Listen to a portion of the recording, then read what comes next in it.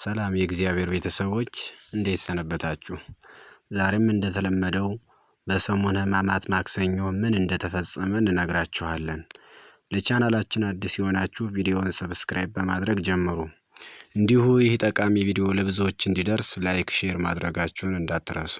ዛሬ ማክሰኞ እንግዲህ በቤተ ክርስቲያናችን የጥያቄ ቀን በመባል ይታወቃል። ይህም ጌታ እሁድ ወደ ኢየሩሳሌም ገብቶ ሰኞ ዕፀ በለስን አድርቆ በቤተ መቅደስ የሚሸጡትን የሚለውጡትን ካጸዳ በኋላ በማቴዎስ ወንጌል ምዕራፍ 21 ቁጥር 23 እስከ 27 አይሁድ እንዲህ ብለው ጠይቀውት ነበር። ወደ ቤተ መቅደስም ገብቶ ሲያስተምር የካህናት አለቃዎችና የሕዝብ ሽማግሌዎች ወደ እርሱ ቀረቡና በምን ስልጣን እነዚህን ታደርጋለህ? ይህንንስ ስልጣን ማን ሰጠህ? አሉት። ኢየሱስም መልሶ እኔም ደግሞ አንዲት ነገር እጠይቃችኋለሁ፣ እናንተም ያችን ብትነግሩኝ እኔ ደግሞ እነዚህን በምን ስልጣን እንዳደርግ እነግራችኋለሁ።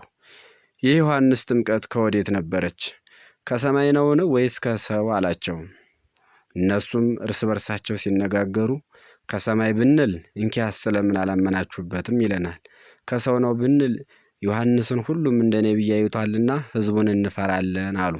ለኢየሱስም መልሰው አናውቅም አሉት። እርሱም ደግሞ እኔም በምን ስልጣን እነዚህን እንዳደርግ አልነግራችሁም አላቸው።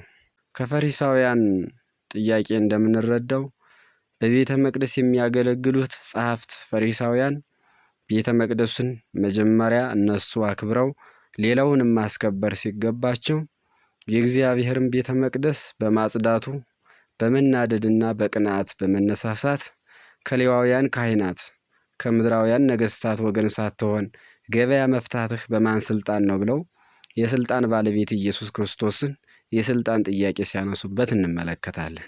ጌታም ጥያቄያቸውን በጥያቄ በመመለስ የዮሐንስ ጥምቀት ከሰው ነው ወይስ ከእግዚአብሔር ብሎ ጠይቋቸዋል። እንደሚታወቀው እነዚህ ጸሐፍት ፈሪሳውያን በብዙ የመጽሐፍ ቅዱስ ክፍሎች ጌታና ዮሐንስን ለማጋጨት ብዙ ጥረት አድርገዋል። በዮሐንስ ወንጌል ምዕራፍ 1 ቁጥር 19 እስከ 27 ዮሐንስን አንተ ማን ነህ? ክርስቶስ ነህን? በማለት ጠይቀውት ነበር። አሁን አይሁድ እንዲህ ማለታቸው እውነት ከልባቸው ክርስቶስ ነው ብለው አምነውበት አይደለም። በሰዓቱ ጌታ ትምህርት የጀመረበት ሰዓት ነበርና ዮሐንስና ጌታን ለማጋጨት ፈልገው ነበር እንጂ።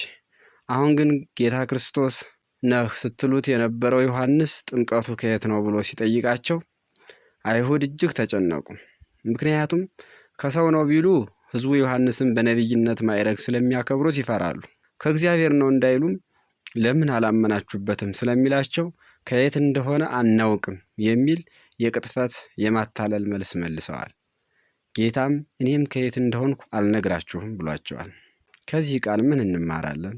አንደኛ እግዚአብሔርን የማይገባንን ጥያቄ መጠየቅ እንደሌለብን። ሁለተኛ እግዚአብሔር የሚያደርገውንና የሚያደርግልንን በሙሉ በአዎንታ መቀበል እንዳለብን። ሶስተኛ በመጨረሻም እግዚአብሔር የስልጣን ሁሉ ባለቤት መሆኑን መረዳት እንዳለብን እንማራለን። በሰሙነ ሕማማት የዕለተ ረቡዕ ትምህርት እስከምንገናኝ ሰላም ሁኑ።